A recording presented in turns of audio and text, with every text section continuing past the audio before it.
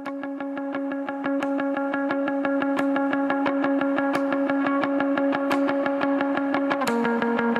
the beginning, the goal was sort of just to get a degree and get a job and be able to make a living that my parents would be accepting of. And as I kept doing things, I just started sort of questioning everything. And this is where I would set goals of like, okay, I just want to get a degree, that's all I care about. And then as time went on, it was, I want to learn about this thing or that thing. And as time went on even further, it was like, oh, I want to be able to contribute to this field at least once in my life. There's always just sort of like here's a set of things that if you do, you're bound to at least get interviews. You know, like send an introductory email to people after you apply for the job. Then ask for, like, go to career fairs, do like A, B, C, and D, and like almost always you'll at least get interviews at places. And then after that, it was really just making sure that I had learned enough on my own and done the work to at least deserve interviews, and then from there just making sure to study before them.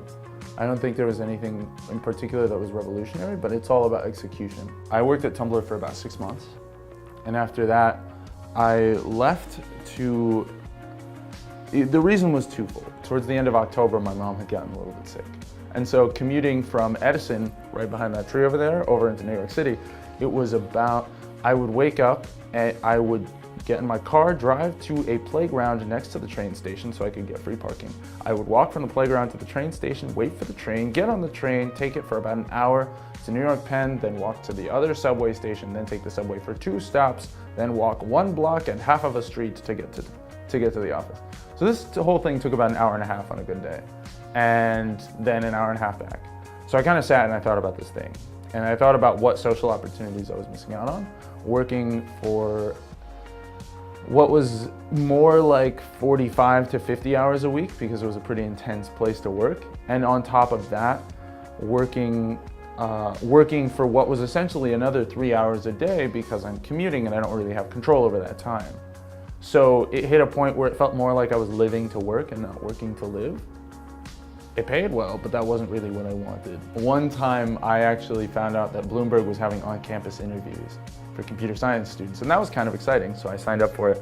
I don't remember how I signed up for it, but it was probably through Career Night where you could have just signed up, and so you show up on the day of the interview and they gave you some sort of computer science related question. And so it was actually kind of cool. I had found out that interviewer had actually recommended me after the fact. I didn't end up getting that position, but I think it was cool that was possible. Systems programming, computer science 214, run by Brian Russell. That was a fantastic class. It was very, very applied. So you couldn't get through that class.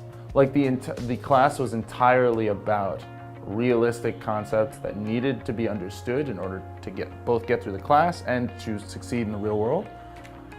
Every single assignment was just relevant, useful information that I use almost every other day. The primary reason for picking whatever you're going to do can't be financially related, which sounds very, very campy and very cliche, but at least I've personally met a lot of people who are, for lack of a better term, kind of basic. And I think the thing that was the most frustrating to deal with when I made friends in college was that a lot of them didn't really know why they were majoring in what they were majoring in. For me, I wanted to be an actor and I just sort of ended up being good at computer science and I couldn't stop. So that's sort of why I did it, and I picked physics later because I loved learning it. And that's what guided me personally. And that happens to, perhaps it's unfair for me to say that because I happen to land in a field that is lucrative, but I still think if I hated these things, I would be much less satisfied with my life